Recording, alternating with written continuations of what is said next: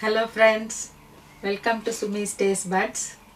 இன்னைக்கு நான் உங்க எல்லாருக்கும் ஒரு சூப்பரான டிஷ் செய்து காட்ட போறேன். அது என்னன்னா அது மஷ்ரூம்ல செய்கிறது. ஸோ இது ஒரு சேஞ்சுக்காக மஷ்ரூம் ரொம்ப ஒன்றும் டேஸ்டியான ஒரு வெஜிடபிள் இல்லை. ஸோ அதனால் அது கொஞ்சம் எப்படி டேஸ்டியாக செய்கிறது அப்படின்றதுனால நான் எப்போவுமே மஷ்ரூமோட நெத்திலி கருவாடு ஆட் பண்ணி செய்வேன். அது ரொம்ப நல்லா இருக்கும். எல்லாரும் சொல்லுவாங்க அது ரொம்ப டேஸ்டியாக இருக்குது நான் பண்ணுறேன் அதில் நெத்திலி கருவாடு மஷ்ரூம் இந்த டிஷ். ஸோ அது உங்கள் எல்லாருக்கும் சொல்லித்தரலாம் அப்படின்னு நான் நினச்சேன். இது நீங்கள் மஷ்ரூம் ஓட சேர்த்து நெத்திலி கருவாடு சேர்த்து செய்கிற மாதிரியே மஷ்ரூம் பிடிக்காதவங்க நெத்திலி கருவாடோட உருளைக்கிழங்கு கூட சேர்த்து செய்யலாம். இதே சேம் மெத்தடில் நான் இப்போ உங்களுக்கு அந்த டிஷ் எப்படி செய்கிறதுன்னு சொல்லித்தரேன். வாங்க ரெசிபிக்கு போகலாம்.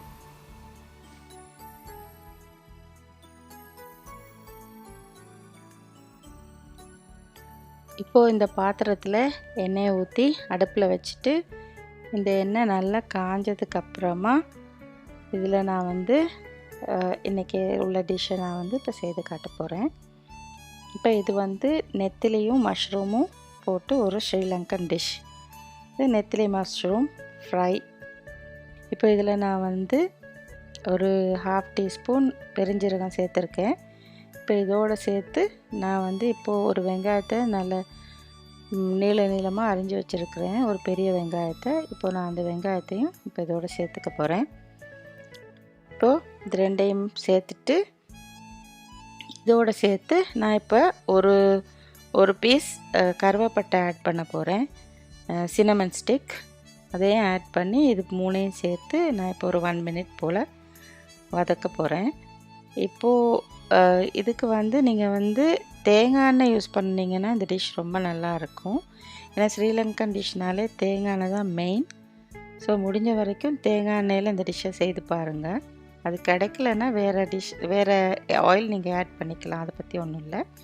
இப்போ நான் 1 டீஸ்பூன் க்ரஷ் கார்லிக் தான் சேர்க்குறேன். இது ஜிஞ்சர் கிடையாது, வெறும் கார்லிக்.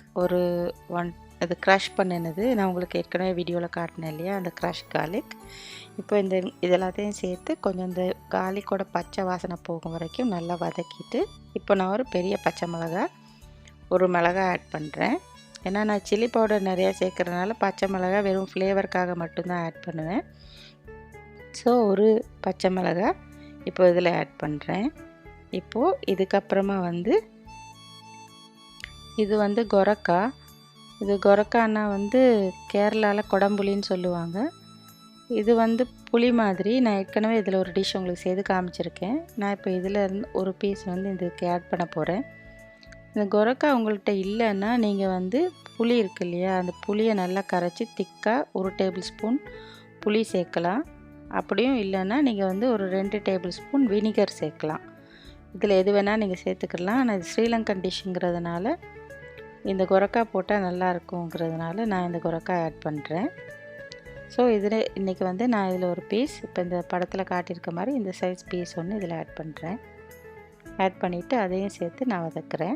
இப்போ அது வதங்கிடுச்சு. இப்போ வதங்கினதுக்கப்புறமா நான் நல்ல பெருசாக இருந்தால் ஒரு தக்காளி, மீடியம் சைஸ்னால் 2 தக்காளி அதையும் கட் பண்ணி போட்டு, இப்போ அதையும் ரொம்ப சின்னதாக கட் பண்ண வேண்டாம் தக்காளியை. இப்போ நான் கட் பண்ணியிருக்கேன் இல்லையா, அதை மாதிரி கட் பண்ணி தக்காளியும் சேர்த்து கொஞ்சம் வதக்குங்க. இப்போது லைட்டாக ஒரு 1/2 மினிட் வதங்கினா போதும். இப்போ நான் இதில் க்ரஷ் சில்லி பவுடர் சேர்க்க போகிறேன். இதில் நான் இப்போது 1 table spoon crush chilli powder சேர்ப்பேன். அதாவது 2 டீஸ்பூன், அதாவது 1 டேபிள் ஸ்பூன், சரியா? இப்போ அதோட நான் ஒரு 1/2 டீஸ்பூன் தனி மிளகாய்த்தூள். அதாவது தனி மிளகாய்த்தூள் எதுக்கு போடுறதுன்னா காரத்துக்காகவும் ப்ளஸ் கலருக்காகவும். க்ரஷ் சில்லி பவுடர் கலர் கொடுக்காது. இப்போது இது ஒரு 1/4 டீஸ்பூன் மஞ்சப்பொடி. இப்போது இது எல்லாத்தையும் சேர்த்து இப்போது நான் நல்லா அதை வதக்க போகிறேன். இப்போது இதெல்லாம் சேர்த்து ஒரு 1 மினிட் போல் நான் வதக்குவேன். இப்போது ஒரு 1 மினிட் இது வதங்கினதுக்கு அப்புறமா இதில் இப்போ நான் நல்லா கழுவி வச்சுருக்கிறேன் இந்த நெத்திலி கருவாடு இருக்கு இல்லையா, அந்த நெத்திலி கருவாடை இப்போது இதோடு ஆட் பண்ணுவேன். நெத்திலி கருவாடை ஆட் பண்ணி இந்த நெத்திலி கருவாடை நான் ஒரு 2 மினிட்ஸ் போல் இதோடு சேர்த்து குக் பண்ணுவேன். இப்போது இந்த நெத்திலி கருவாடை நல்லா அந்த மாதிரி கோட் பண்ணிவிட்டு அதோட ஒரு 2 நிமிஷம் நான் அதை குக் பண்ணுவேன். இப்போ இந்த டைமில் வந்து கொஞ்சம் அடுப்பை வந்து மீடியம் ஃப்ளேமில் வச்சுக்கோங்க. அப்போது வந்து இது நல்லா நின்று வேகும், கருகாது. ஓகே, நான் வந்து இப்போ பாருங்கள், இப்போது இந்த மாதிரி குக் ஆனதுக்கப்புறமா இதில் வந்து நான் இப்போ இந்த வெட்டி வச்சுருக்கிற இந்த மஷ்ரூமை இதில் ஆட் பண்ணுறேன். ஓகே, நான் முதல்ல சொன்ன மாதிரி மஷ்ரூம் பிடிக்கலைன்னா இந்த நேரம் நீங்கள் உருளைக்கிழங்கு கூட இந்த மாதிரி சின்ன சின்னதாக கட் பண்ணி இதில் ஆட் பண்ணிக்கிடலாம். ஓகே, ஆனால் அந்த மஷ்ரூம் போட்டால் இது வந்து ஒரு வித்தியாசமான டேஸ்ட்டை கொடுக்கும். ஸோ இப்போ இந்த மஷ்ரூமை இதோட நல்லா கிண்டி விட்டுட்டு இப்போ வந்து நான் இந்த ஸ்ரீலங்கன் பேண்டன் லீஃப், அதாவது ரம்பை, அது கொஞ்சம் போடுறேன். இது இல்லைன்னா பரவாயில்ல, இது ஆப்ஷனல் தான். இப்போது இதுக்கு நான் ஒரு 2லேருந்து 3 டேபிள் ஸ்பூன் அளவு தண்ணி, அதுக்கு மேலே ஊற்றாதீங்க. ஊற்றுனீங்கன்னா மூடி போட்டு இப்போ நான் இதோட 3 மினிட்ஸ் வேக வைக்க போகிறேன். இப்போ மூடி போட்டு வேக வைக்கும்போது ரொம்ப கொலன்னு குழம்பு மாதிரி ஆகிடும். அதனால் வந்து 3 டேபிள் ஸ்பூனுக்கு மேலே தண்ணி சேர்க்க வேண்டாம். இப்போது இதை நான் மூடி போட்டு வேக வைக்கிறேன். இப்போது 3 மினிட்ஸ் ஆகிடுச்சு. இப்போ 3 மினிட்ஸ்க்கு அப்புறமா பார்த்திங்களா இப்போ எப்படி இருக்குதுன்னு. இப்போ 3 டேபிள் ஸ்பூனுக்கே இதில் வந்து இவ்வளோ தண்ணி இருக்குது. இப்போ நம்ம நிறைய ஊற்றிருந்தா என்ன ஆகும்னு இதை பார்த்தாலே உங்களுக்கு தெரியும். ஸோ இப்போ இந்த ஸ்டேஜுக்கு அப்புறமா நீங்கள் வந்து இதை மூடி போட்டு வேக வைக்கக்கூடாது, திறந்து தான் வேக வைக்கணும்.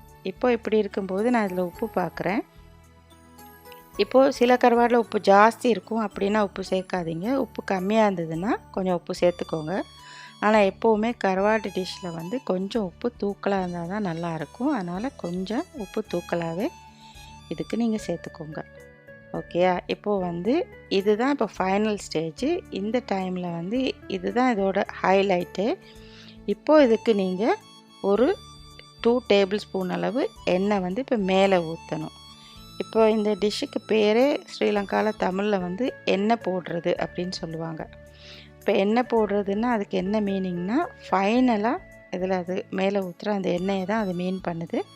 இப்போ இந்த எண்ணெயை போட்டு அதுலேருந்து ஒரு 1 மினிட் போல் நீங்கள் பண்ணிங்கன்னா அதோட அந்த டிஷ் வந்து அவ்வளோதான், ஃபினிஷ். இப்போது இந்த டிஷ் வந்து ரெடி ஆகிடுச்சு. ரெடி ஆனதுக்கப்புறம் ஃபைனலாக இப்போ நான் வந்து இதில் கருவேப்பிலையை ஆட் பண்ண போகிறேன். இப்போது இந்த கருவேப்பிலை வந்து எவ்வளோ ட்ரையாக இருக்குது பாருங்கள். ஏன்னா வந்து இங்கே லண்டனில் கருவேப்பிலை வந்து கிடைக்காது. அப்போ கிடைக்கிற நேரம் இந்த மைக்ரோவேவில் நான் காய வச்சு இந்த மாதிரி பாட்டிலில் போட்டு வச்சிருப்பேன். ஸோ இந்த கருவேப்பிலை வந்து நான் டிஷ்ஷுக்கு போடும்போது இந்த மாதிரி நொறுக்கி விட்டு போடுவேன். இப்போ நொறுக்கி விட்டு போடும்போது அது பவுடர் மாதிரி ஆகிடும். ஸோ அதை வந்து நாங்கள் தூக்கி வீசாமல் அப்படியே சாப்பிட்றலாம். அதனால தான் இந்த கருவேப்பிலையை நான் இந்த மாதிரி நொறுக்கி போடுறேன். உங்களுக்கு நீங்கள் கருவேப்பிலையை பொடியாக வெட்டி கூட போடலாம், இல்லாட்டி முழுசாக கூட போடலாம். அது உங்களோட டேஸ்ட்டை பொறுத்தது. இப்போது நான் இன்னொரு 2 மினிட்ஸ் இதை குக் பண்ணிவிட்டு இப்போ ஃபைனலாக பாருங்கள் இப்போ இவ்வளோ ட்ரையாக வந்திருக்குன்னு.